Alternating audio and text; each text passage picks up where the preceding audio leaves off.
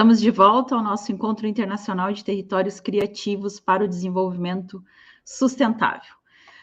Para quem não me conhece, sou Clarice Stefani Teixeira, professora da Universidade Federal de Santa Catarina, Departamento de Engenharia do Conhecimento e líder do Grupo Via Estação Conhecimento. Deixa eu chamar aqui Ágata Depiné. Ágata vai mediar o painel A Importância da Produção Cultural e Artística no Desenvolvimento Territorial. A Ágata, bem-vinda, Ágata. Boa tarde, prof. Boa tarde a todos. Estou bem feliz de estar aqui. É um prazer participar do encontro, principalmente para mediar uma conversa entre dois convidados tão especiais. Então, espero que o nosso papo seja muito bom. Legal. Deixa eu te apresentar a Ágata, então. É do nosso grupo, né? É advogada urbanista, é mestre e doutoranda pela nossa Universidade Federal de Santa Catarina, tem estágio doutoral na Sapiência, na Universidade de Roma, é líder de pesquisa do Instituto Aliança Urbana e vice-presidente da Comissão de Direito Urbanístico da OAB Santa Catarina. Na área de inovação urbana e cidadã, ela lidera essa pauta aí no nosso grupo e atua em projetos estratégicos de inovação e interface com entidades privadas, terceiro setor e setor público, em nível municipal, estadual e federal.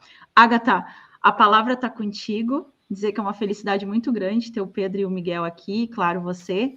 Então, passo a palavra aí, a condição é tua. Obrigada, prof.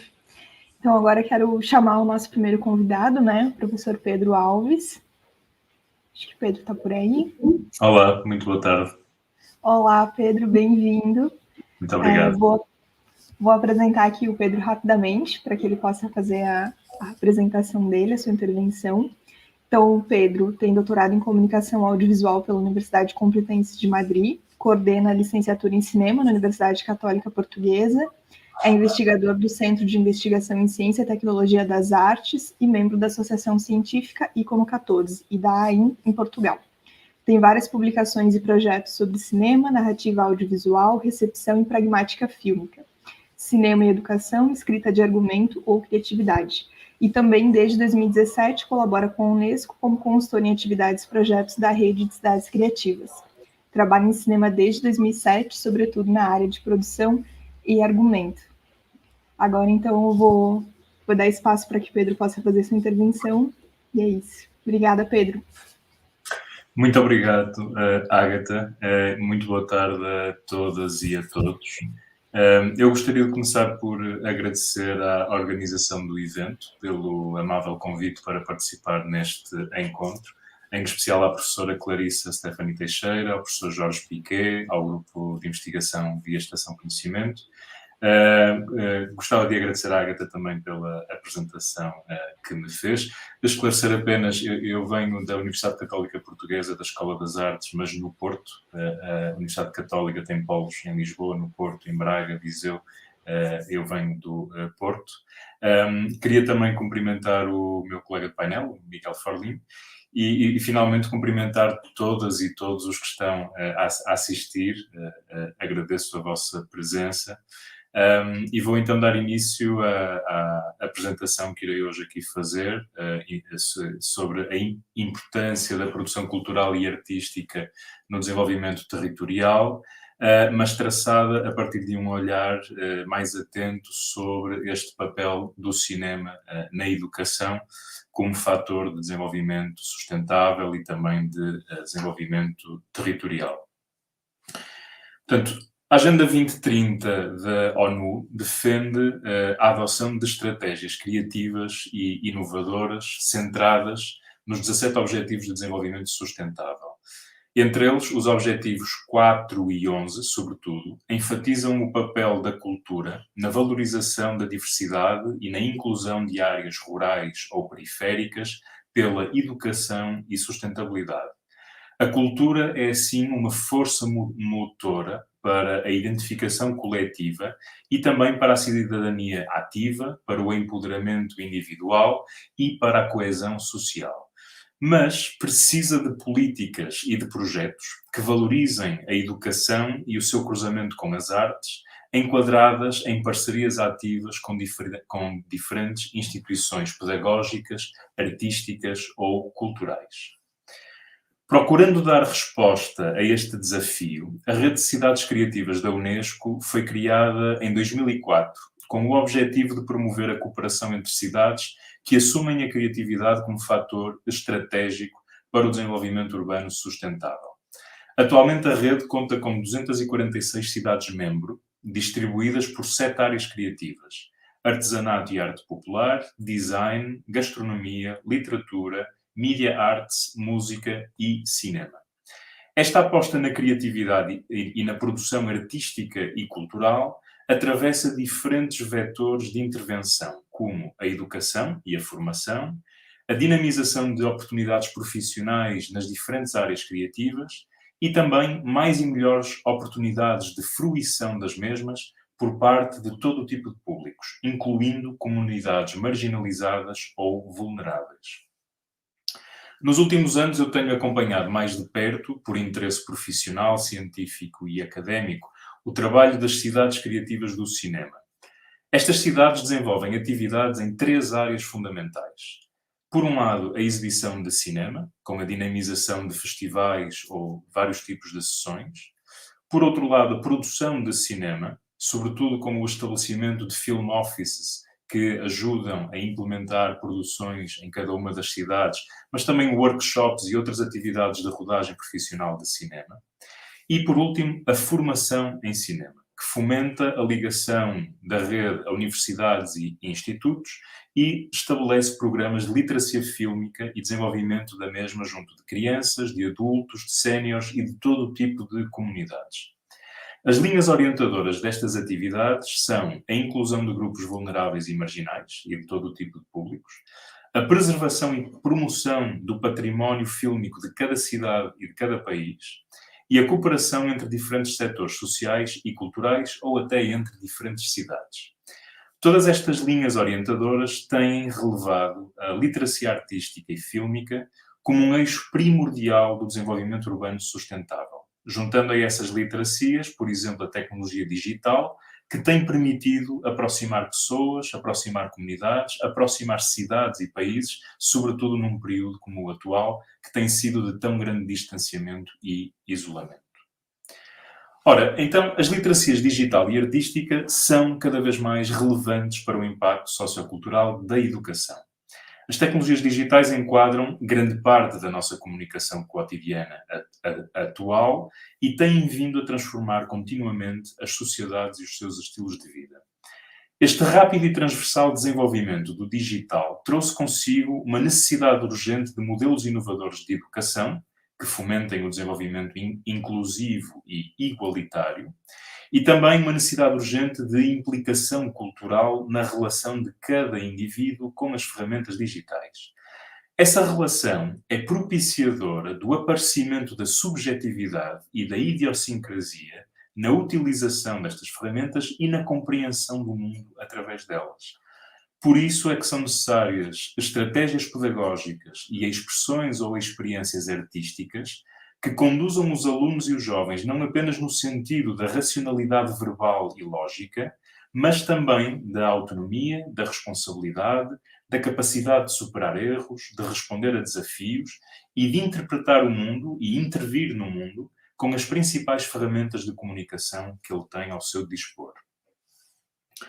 A participação do cinema no âmbito da educação encoraja diferentes dimensões de aprendizagem crítica, criativa e cultural, através de estratégias centradas nos alunos que valorizam as suas satisfações, as suas frustrações, preocupações, motivações e até percepções subjetivas.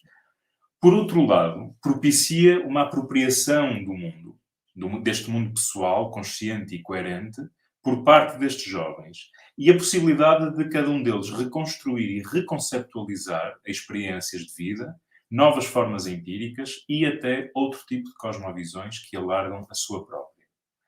A proliferação das imagens como veículos pelos quais conhecemos e percebemos o mundo e a inevitabilidade da sua transmissão e do seu consumo digitais reforçaram a necessidade de educarmos os jovens nesta sua capacidade de codificar e descodificar significados audiovisuais. De acordo com o filósofo francês Alain Bergala, As escolas são pontos de encontro naturais entre os jovens e o cinema. É, frequentemente, em muitos lugares, o único local onde este encontro pode acontecer.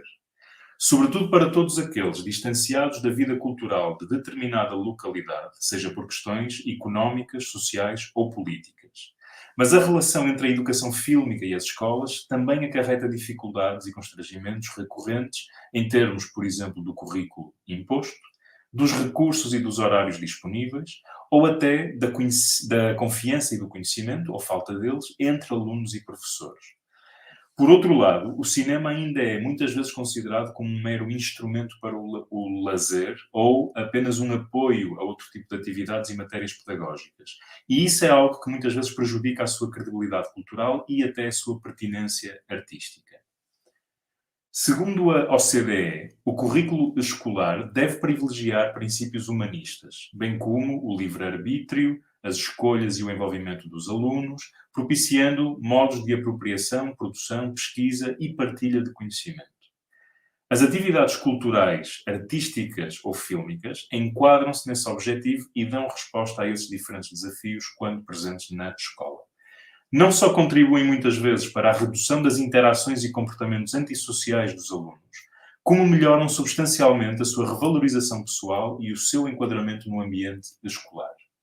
Não obstante, em Portugal e em muitos outros países, ainda são desiguais na sua estruturação e distribuição, o que pode originar e até aprofundar assimetrias sociais e territoriais que temos obrigatoriamente que contrariar. Em Portugal verificou-se recentemente a expressão de uma vontade política para a valorização da inclusão e da autonomia e flexibilidade curriculares nas escolas, ainda que estes conceitos estejam em larga medida por cumprir. Por outro lado, em 2019, lançou-se o Plano Nacional das Artes, que procura incentivar processos educativos onde os alunos são co-construtores do seu conhecimento. Nesse sentido, o Plano Nacional das Artes procura promover a apropriação de diferentes linguagens e expressões artísticas como forma de cumprir os princípios, os valores e as áreas de competência previstos no perfil dos alunos à saída da escolaridade obrigatória. As atividades artísticas são capazes de proporcionar oportunidades pedagógicas para o desenvolvimento de competências e conhecimentos adequados ao potencial, às expectativas e às necessidades dos estudantes. E respondem também às suas características contextuais e ao seu ambiente sociocultural, o que vai promover níveis mais altos de coesão e de participação social. Falta ainda verificar se este Plano Nacional das Artes, por ser muito recente e ter apanhado o período pandémico, se vai ser capaz de cumprir todo este potencial. Por outro lado, e agora também integrado dentro do Plano Nacional das Artes, em Portugal temos o Plano Nacional de Cinema como principal estratégia pública para fomentar a formação de professores e atividades cinematográficas no contexto dos projetos pedagógicos escolares. Contudo, e apesar do excelente trabalho que o PNC vem realizando, muitas das escolas, localizadas em contextos periféricos ou rurais, não têm ainda condições de aceder e participar nas iniciativas que o PNC vai dinamizando, devido à falta de recursos, devido à falta de atividades ou até de agentes e espaços culturais e artísticos na região onde a escola se encontra. Mesmo nos principais centros urbanos, o Plano Nacional de Cinema muitas vezes depende da colaboração com diferentes instituições que conseguem proporcionar às escolas projetos ou atividades de criação ou experiência cinematográfica. Há vários cineclubes, várias associações que em Portugal propiciam esse tipo de oportunidades com a teoria, a prática e a fruição fílmicas, em diferentes contextos e comunidades, mas, no entanto, o acesso aos materiais e aos tutores implicados nesses programas e projetos muitas vezes restringe-se às escolas e comunidades que são geograficamente próximas desses recursos e afasta aquelas sem meios ou canais apropriados para uma disseminação mais ampla e democrática. Nesse sentido, o processo de introdução e aproveitamento do cinema nos ambientes escolares e nos processos educativos está ainda longe de ser inclusivo e sustentável. Entre várias condicionantes que dificultam esse processo, destacamos duas principais. Por um lado, a falta de disponibilidade ou flexibilidade horária para os professores e as escolas garantirem o tempo necessário para atividades fílmicas. Estas não devem ocupar, forçosamente, horas letivas dedicadas a outras matérias, uma vez que isso vai contribuir para, uma vez mais, a instrumentalização do cinema como um mero suporte pedagógico em contexto de sala de aula. O cinema deve ser privilegiado e experimentado como arte, com todas as consequências de implicação pessoal e cultural que, inevitavelmente, escapam ao currículo escolar tradicional. E, por um outro lado, devemos encontrar uma forma de disponibilizar os recursos necessários para todos os professores e todas as escolas, independentemente do seu contexto geográfico, para poderem trabalhar com os alunos conteúdos e práticas de criação e experiência cinematográfica. Refiro-me, por exemplo, à disponibilização de filmes ou de sessões de cinema, mas também à disseminação de recursos pedagógicos e de ações de formação para professores. Projetos e iniciativas capazes de melhorar estas condicionantes de tempo e de espaço estarão sempre em melhores condições de proporcionar um contacto frutífero e duradouro entre alunos, comunidades escolares e o cinema. A tecnologia digital é cada vez mais um veículo incontornável para a comunicação humana, mas também para a construção e partilha de conhecimento. E esta fase de confinamento e as restrições pandémicas relevaram a necessidade de novos modelos pedagógicos e de comunicação educativa, algo a que a fruição e a expressão artísticas e fílmicas não ficaram indiferentes. Se antes era algo que já se adivinhava, o contexto atual só veio reforçar que a aliança entre o cinema e as tecnologias digitais são uma via de combate sustentável para a inclusão cultural, para a coesão territorial e para a democratização de oportunidades pedagógicas. O fomento de uma literacia fílmica e digital capaz de responder aos desafios e contextos específicos de cada região deve visar uma aplicação autónoma e flexível das ferramentas e dos modelos, quer pedagógicos, quer artísticos, que são propostos. Por outro lado, a literacia fílmica através de canais digitais não pode inibir-se de responder ao amplo espectro que define o cinema, que vai desde a criação à fruição e análise. Nesse sentido, as estratégias devem combinar a compreensão da linguagem das imagens em movimento com o domínio dessa linguagem na produção digital criativa. Dito por outras palavras, deve proporcionar não apenas fruição e análise, mas também a capacidade de expressão a partir dos códigos audiovisuais e cinematográficos. Alguns projetos europeus têm apostado na tecnologia digital como forma de fomentar essa visão. O CINED, um projeto financiado pela Europa Criativa que reúne vários países europeus, tem apostado, por exemplo, em recursos digitais que são passíveis de ser utilizados em diferentes contextos e com diferentes estratégias. Outros projetos como o Moviezone ou Cinekid nos Países Baixos, Kelamo na Finlândia, Filmline na Dinamarca ou até Spinx na Alemanha, têm reforçado essa aposta ao nível da exibição, da produção, da educação e da interação em torno da literacia fílmica através de canais digitais. O já referido Plano Nacional de Cinema, por exemplo, lançou recentemente 2 iniciativas que visam responder a alguns dos desafios anteriormente abordados. Por um lado, a disponibilização de filmes através de uma plataforma digital, lá está, e, em segundo lugar, cadernos pedagógicos, também eles digitais, sobre alguns dos filmes recomendados.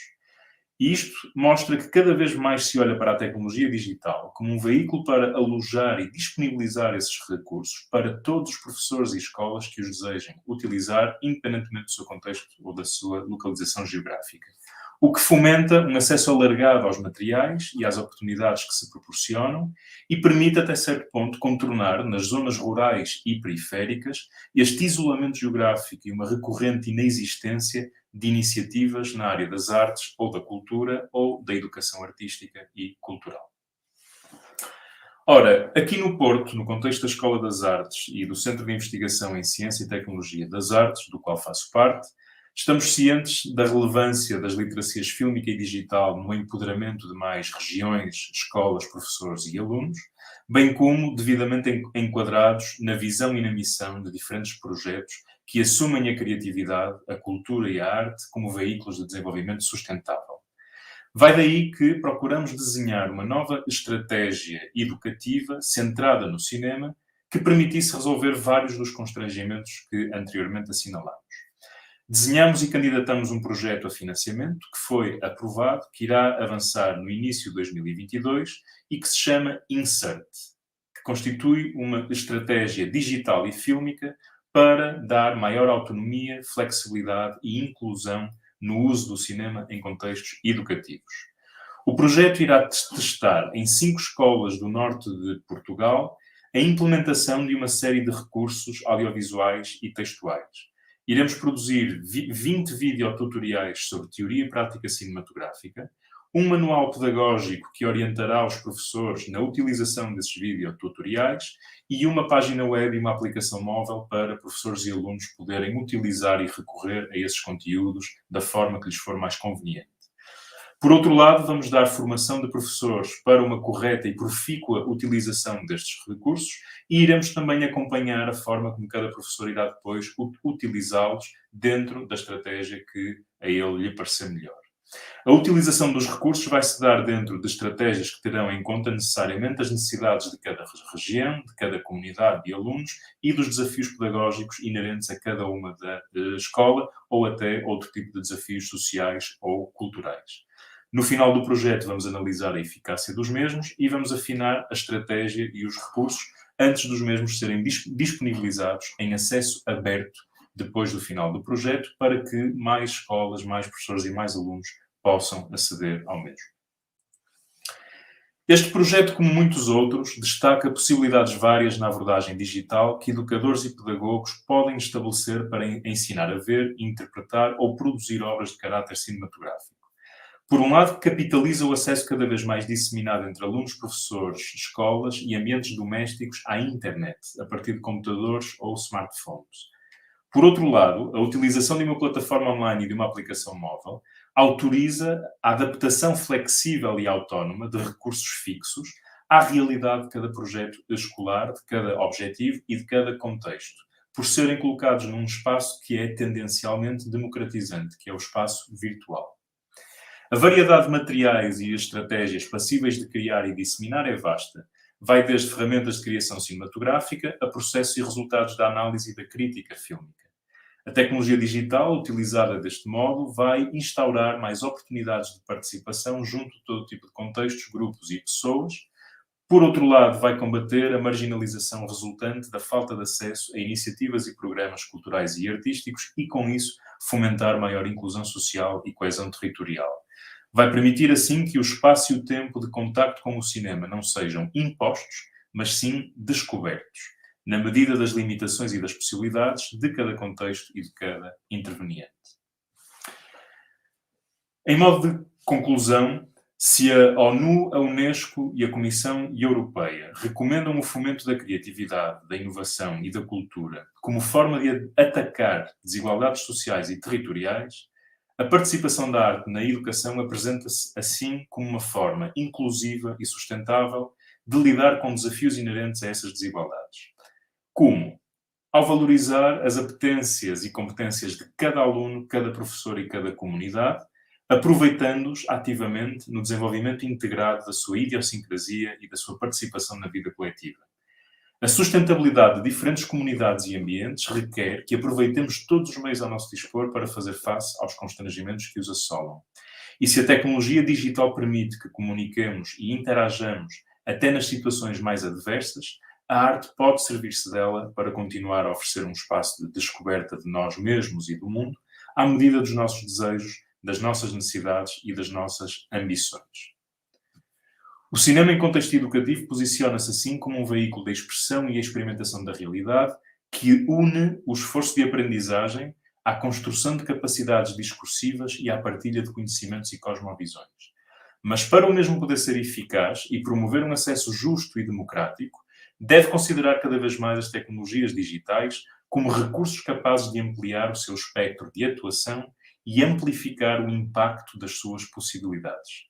Recursos e estratégias como estes que incluímos no projeto Insert, achamos que são capazes de promover aprendizagens e competências que vão da teoria à prática e da criação à fruição cinematográficas. Além disso, permitem ultrapassar barreiras geográficas, constrangimentos de tempo e de espaço, por serem adaptáveis a diferentes realidades e programas a partir da liberdade permitida a alunos e professores na sua utilização.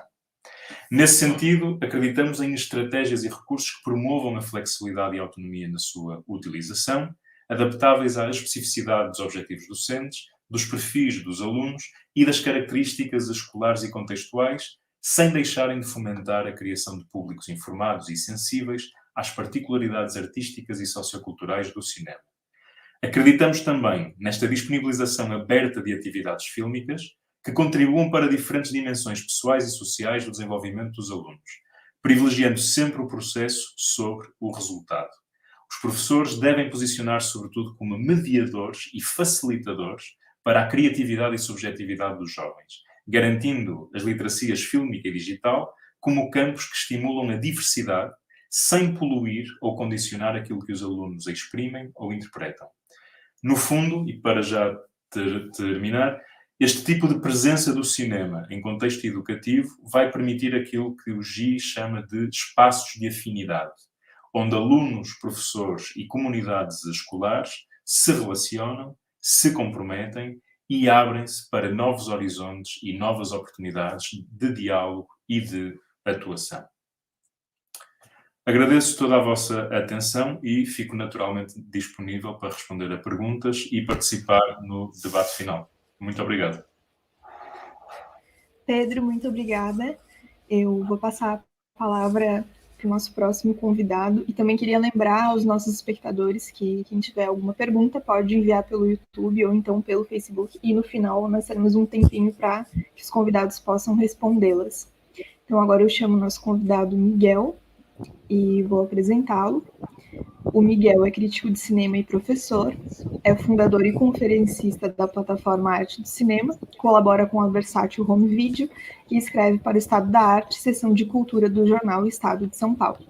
Foi um dos curadores da primeira edição do Festival Cinema e Liberdade e membro do júri da 41ª Mostra Internacional de Cinema de São Paulo.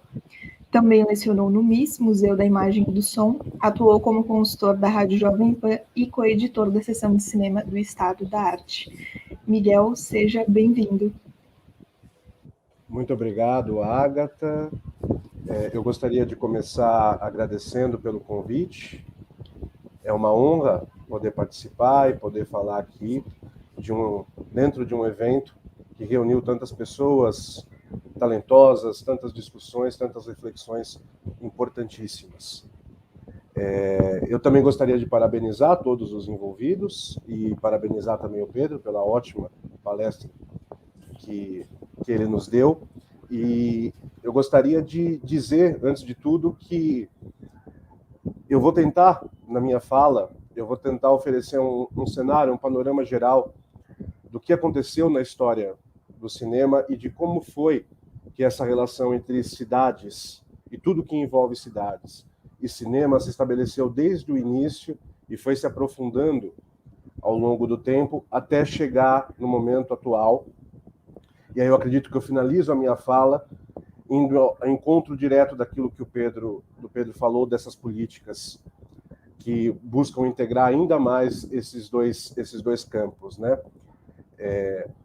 Quando a gente analisa a história do cinema e a gente retorna aos primórdios dela, ou seja, 1895, finalzinho do século XIX, França, com a criação do cinematógrafo pelos irmãos Lumière, a gente já percebe desde o início que essa ligação entre o cinematógrafo e a linguagem que se desenvolveria a partir dele, porque é importante lembrar que o cinematógrafo é, antes de tudo, uma invenção tecnológica.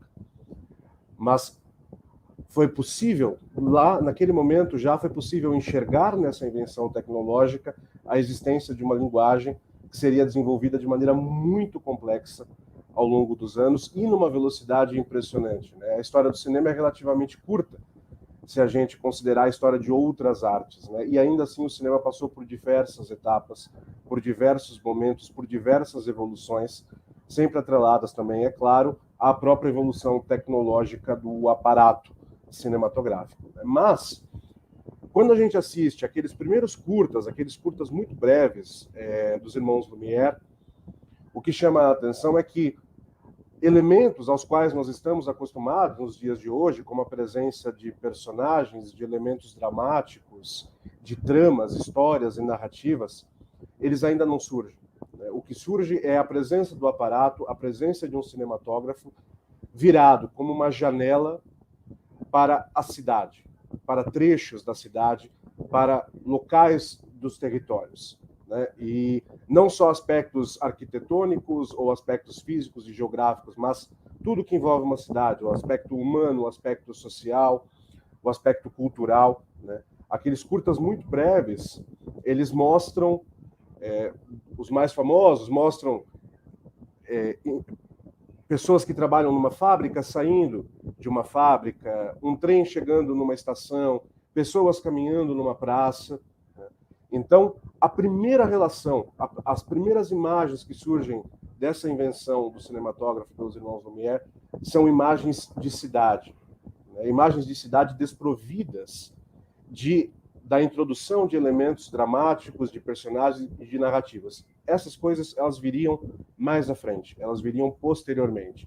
No início, o que nós temos são esses retratos breves, curtos, dessas paisagens, que são paisagens físicas, mas paisagens humanas também.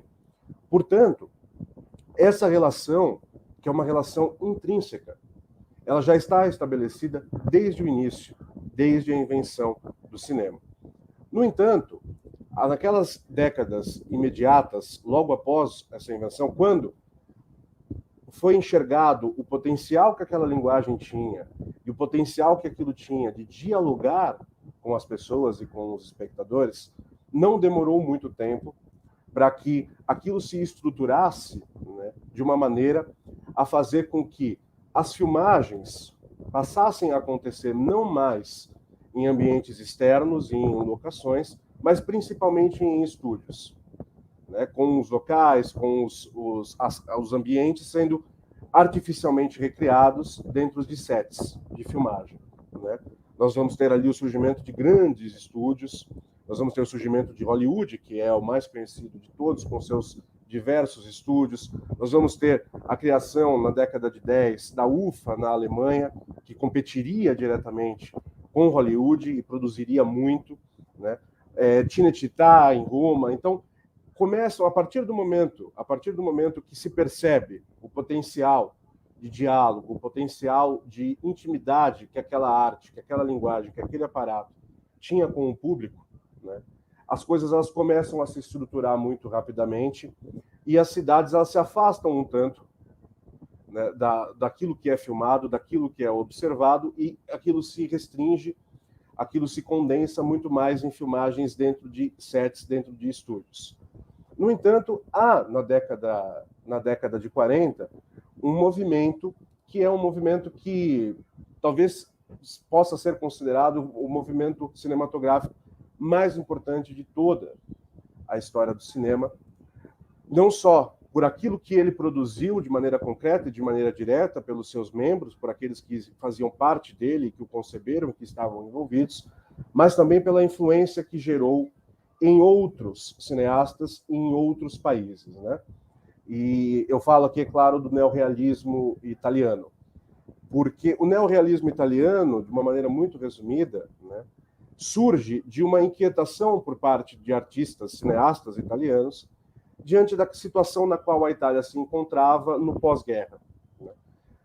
A Itália vivia, logo ali no pós-guerra, sob escombros, né? E esses escombros eles não eram meros escombros arquitetônicos, físicos, mas eram escombros gerais, totais, escombros morais, espirituais. A Itália ficou devastada depois da Segunda Guerra Mundial.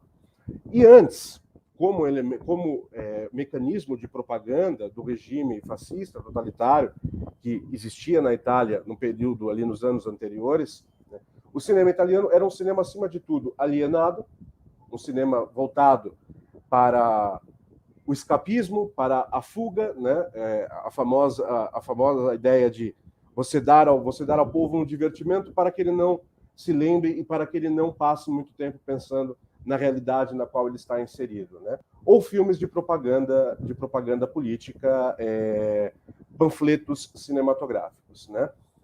Então, quando esse governo cai, quando a Segunda Guerra termina e a Itália se vê completamente devastada, os cineastas da época se viam com um novo paradigma, né? Qual é o cinema que nós vamos fazer?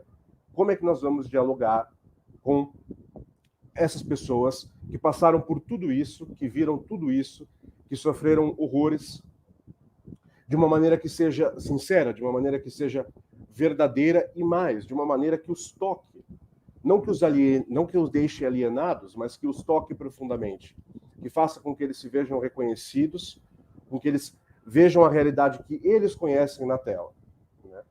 E a solução encontrada foi sair de todo esse aparato de estúdios, todo esse aparato da produção cinematográfica e ir para as ruas com aquele mecanismo necessário, com aquelas ferramentas necessárias, e ir para as ruas e filmar as ruas, filmar os escombros, as ruínas, e filmar histórias vividas por aquelas pessoas que estavam em contato direto com aquilo, com aquela realidade diária. Muitas vezes usando não atores profissionais, mas usando pessoas reais, que trabalhavam com outras coisas, que faziam outras coisas, e que de repente se viam ali dentro de um filme, interpretando um personagem, embora seja muito importante dizer que, nesse caso, interpretar um personagem era muito mais próximo da realidade da própria pessoa, da própria pessoa que, naquele momento, se portava como um ator, mas que, ao mesmo tempo que se portava como um ator, retratava os sentimentos, as impressões e as reflexões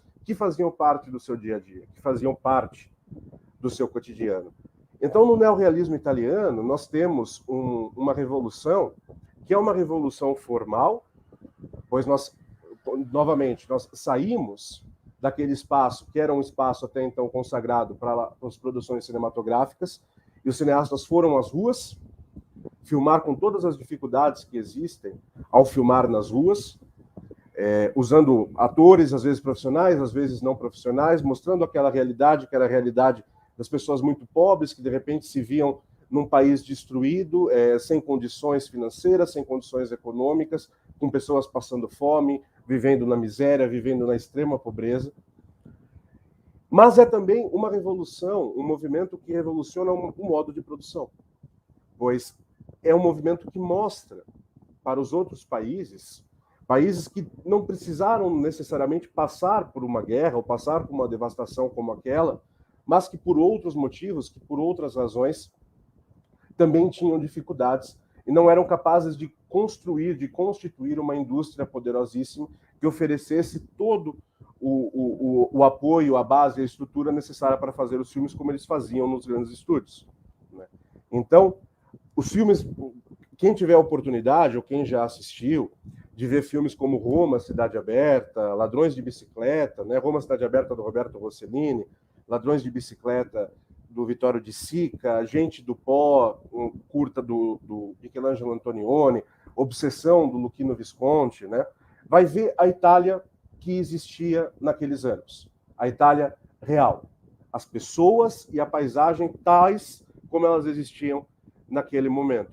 O que permitiu, pois de escombros e de ruínas é possível se reerguer, o que permitiu que ajudasse esse próprio processo de se reerguer da Itália, que era um processo não só, como eu disse anteriormente, arquitetônico, urbanístico, estrutural, mas humano também. Foi uma injeção de criatividade, uma injeção de espiritualidade naquele mundo que parecia tão devastado. E é muito interessante notar como muitos desses diretores que inicialmente faziam parte desse movimento do neorrealismo italiano, como os que eu já mencionei, Roberto Rossellini, Vittorio De Sica, Federico Fellini, Luchino Visconti, diretores que entraram para a história como diretores do cânone, filmes clássicos obrigatórios, incontornáveis. É interessante notar que, uma vez passado esse movimento, né, a partir do momento que cada um deles começa a traçar trajetórias individuais, trajetórias particulares, todos eles mantêm, a gente pode dizer, um aspecto e um elemento do neorrealismo, embora cada um faça jornadas ali particulares e individuais, e é possível ver nessa Itália que vai se reerguendo, né, aos poucos, é possível ver toda uma história da Itália, toda uma história do passado, do presente e do que poderia vir a ser o futuro da Itália a partir das obras desses cineastas, né? Porque cada um o Michelangelo Antonioni, por exemplo, vai sair um pouco dessa realidade da miséria, dessa realidade da devastação e vai mostrar a realidade, sempre atento também aos aspectos físicos das cidades e os aspectos urbanísticos, vai mostrar como que era a vida daquela burguesia que se reergueu e que conseguiu se reestruturar. O Luchino Visconti vai partir de muitas dessas ruínas e de muitas dessas preservações tão características de países europeus, e a Itália se destaca sobremaneira nesse sentido, vai mostrar o passado dessa Itália voltando nos seus filmes a séculos anteriores, a aristocracia, principalmente a aristocracia italiana. E isso vai acontecendo, e é sempre um cinema que, embora, eu ressalto novamente, que embora seja um cinema que vai tomando caminhos individuais e particulares, de acordo com as personalidades e as inquietações de cada um desses artistas, são cinemas que mantêm essa estrutura de filmagem em locação, de mostrar locações reais. É claro que quando a gente fala de um filme, a gente sempre fala de um recorte específico. Um filme não mostra uma cidade toda, e às vezes um filme pode fazer com que uma cidade pareça inteiramente bonita ou inteiramente funcional, quando na verdade não é assim. O recorte que o diretor faz é um recorte específico que pode deixar algumas coisas de fora e priorizar outras. Mas ainda assim, essa realidade é palpável. Essa realidade, embora nos filmes ela talvez não seja completa, ela ainda assim é verdadeira. Ela ainda assim é real e mostra um trecho, uma realidade, um aspecto daquela cidade. E esse cinema, que é o cinema do neorrealismo italiano, que vai revolucionar, como eu disse anteriormente, não só do ponto de vista formal, mas também do ponto de vista do método de produção, ele vai espalhar e abraçar com os seus tentáculos vários outros países que também vão encontrar maneiras de baratear o processo de produção, indo às ruas, filmando nas ruas, e que vão revolucionar também a maneira como o cinema é feito nesses países. Por exemplo, quando a gente pensa na nova onda francesa, que vai surgir no finalzinho da década de 50, que é fortemente influenciado pelo neorrealismo italiano, essa nova onda francesa, ela também vai sair às ruas, ela também vai filmar as ruas. A gente não pode dizer que seja um caso idêntico ao do neorrealismo italiano, pois nós não tivemos a devastação na França que nós vemos, por exemplo, na Itália no finalzinho da Segunda Guerra Mundial. Mas, ainda assim, o cinema francês, até então, era também um modelo de produção muito engessado, muito quadrado, muito acadêmico, muito fechado entre si.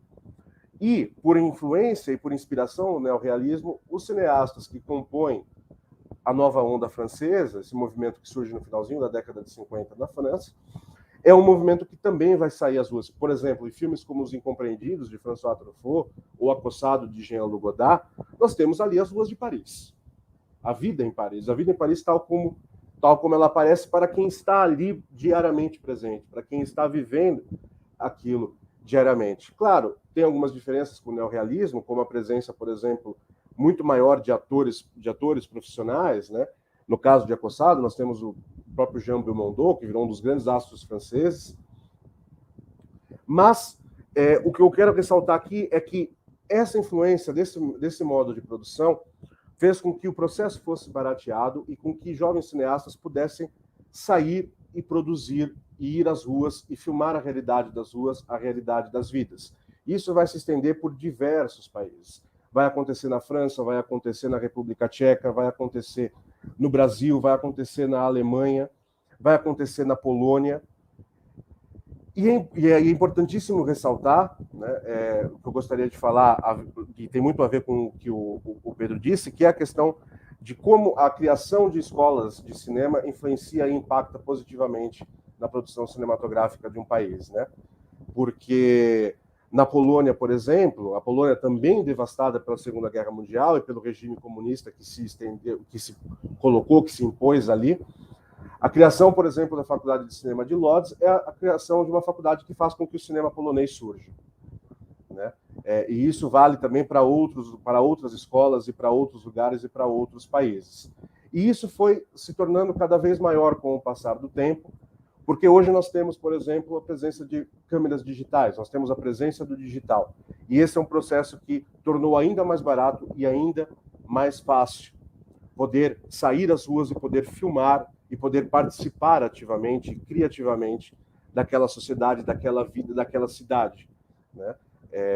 Então, todo o objetivo da minha fala aqui, que foi mais um panorama histórico mesmo, foi de apontar como essa relação entre cinema e cidades não só como lugares físicos, mas também como paisagens humanas, estão atreladas desde o início e ao longo de toda a história.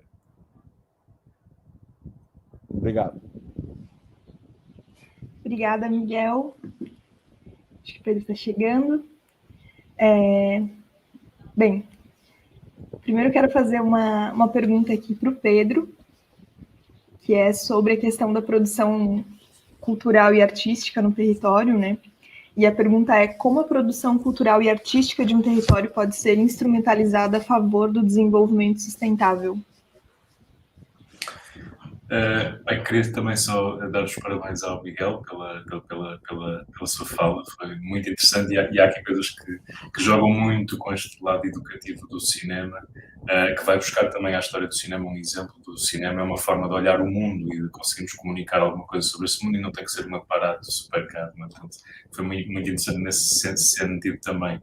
A ideia da instrumentalização, eu não gosto muito do termo instrumentalização, porque no caso das artes e da produção artística ou cultural, pode significar colocá-las ao serviço de uma outra coisa, que é mensurável, que é mais objetiva.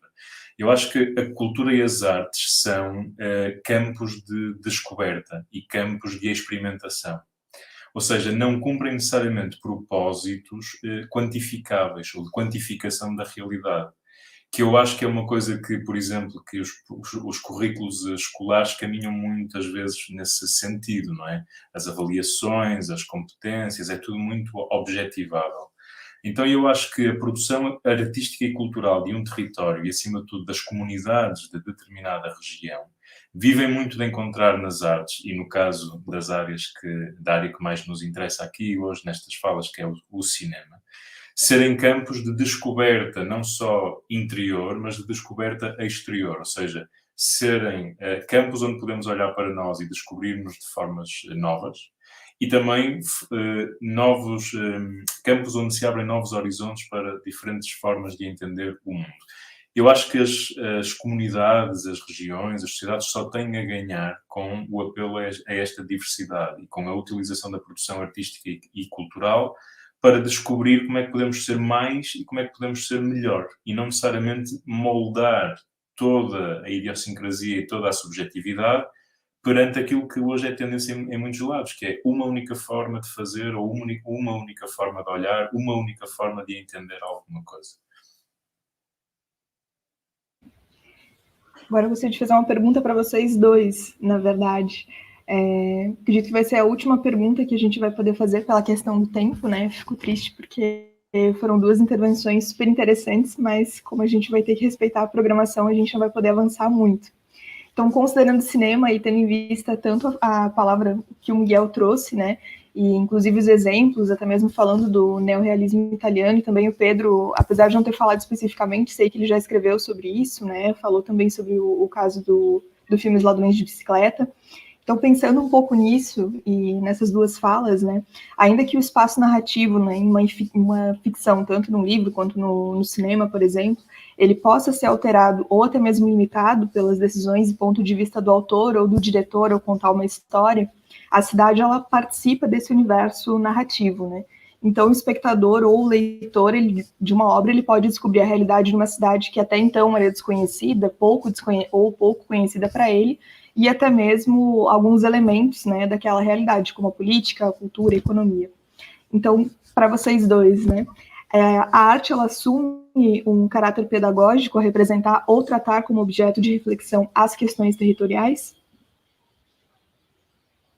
Eu posso responder primeiro? Eu acho que sim, claro. Eu não acho que os filmes eles são feitos com esse interesse ou esse pedagógico, né, de ensinar ou de mostrar ou de transmitir uma mensagem, né? Mas eles acabam fazendo isso invariavelmente, né? Porque e aquilo que o Pedro falou sobre os filmes serem uma janela para o mundo e uma janela para nós mesmos, né? Eu acho que isso se aplica perfeitamente na tua pergunta. porque é possível, através do cinema desses outros países, conhecer a realidade desses outros países, conhecer o outro, conhecer o próximo, né? O cinema é uma maneira muito, muito rica, porque o cinema nos mostra, né? Não é como, por exemplo, a literatura, em que aquilo passa pela nossa imaginação, né? No caso do cinema, aquilo nos é dado. Claro, sempre entendendo que há um recorte do diretor, há uma visão subjetiva guiando e conduzindo tudo aquilo, mas ainda assim, por exemplo, quando o diretor coloca uma câmera numa praça, ou quando o diretor coloca uma câmera numa rua e mostra um aspecto ali, as pessoas, como elas se comportam nas ruas, como elas andam, como elas interagem entre si, é claro, a presença de um ângulo, a presença da câmera de um certo ponto é uma intervenção subjetiva e particular do diretor, mas ainda assim nós temos um olhar para aquilo que está acontecendo, para aquilo que é visto naquele espaço, naquele local e naquele território. Então, o cinema tem muito esse poder pedagógico de fazer com que nós conheçamos o mundo e, ao conhecermos mais o mundo por meio dele, possamos conhecer mais a nós mesmos. Eu acho que o Miguel disse tudo, tá? Não vale a pena estar a repetir aquilo que ele disse, foi muito bem dito e concordo a 100%. Bem, eu agradeço a presença de vocês dois. Vou dar um tempinho para que vocês possam se despedir e peço também para que digam, enfim, onde as pessoas podem encontrar um pouco mais do trabalho de vocês, dos textos, enfim, aqueles que tiverem interesse, né, em se aprofundar nesses temas. Mas muito obrigada, Pedro, e muito obrigada, Miguel. Queres ir tu? Eu que agradeço muito tudo, o convite, a participação. Foi um prazer, uma honra participar do evento e poder dividir aqui essa mesa virtual com o Pedro. Eu espero que a minha fala tenha sido, de alguma maneira, tenha acrescentado, tenha sido interessante para os ouvintes, para quem está nos acompanhando e para quem deseja conhecer mais do meu trabalho, né? Eu diria que o meu trabalho crítico ele está principalmente concentrado no estado da arte, que é uma das sessões de cultura do jornal O Estado de São Paulo. É uma sessão gratuita, é fácil de ser acessada, pode ser acessada pelo site do jornal O Estado de São Paulo. Ali é justamente onde estão condensados onde está condensada a maioria dos meus textos, né? Mas podem me seguir, me acompanhar também pelas redes sociais. Eu estou no Instagram, no Facebook, e sempre que posso compartilho ali o meu trabalho. Da minha parte, eu no final da apresentação deixei o meu e-mail também, portanto, qualquer um que queira entrar em contacto, até partilhar experiências no Brasil que se aproximem destas de que estive a falar mais em Portugal e na Europa, eu terei todo o gosto em ler e ouvir mais sobre isso.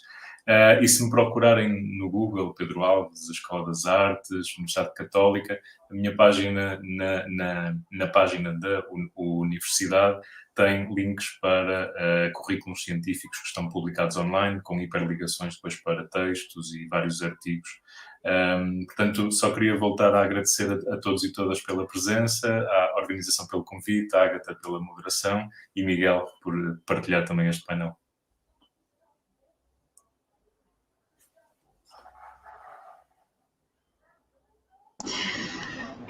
Fantástico, gente. Eu agradeço aqui em nome da organização, Miguel, Pedro, Ágata. Foi assim, os comentários depois vocês podem acompanhar ali pelo chat. Foi riquíssimo esse painel. Pena que a gente tem 1 hora só, mas como diz o Piquet, vamos planejar já o próximo aí, para que, quem sabe, né, Pedro, vir até o Brasil e o Miguel nessa aí de São Paulo aí, e vir até ou Florianópolis ou Porto Alegre ou outra cidade aí que a gente comece a inventar, fazer algo que possamos aí estar juntos e conectados. E certamente, Pedro, temos a intenção aí de trocar figurinhas e, claro, vamos acompanhar aí.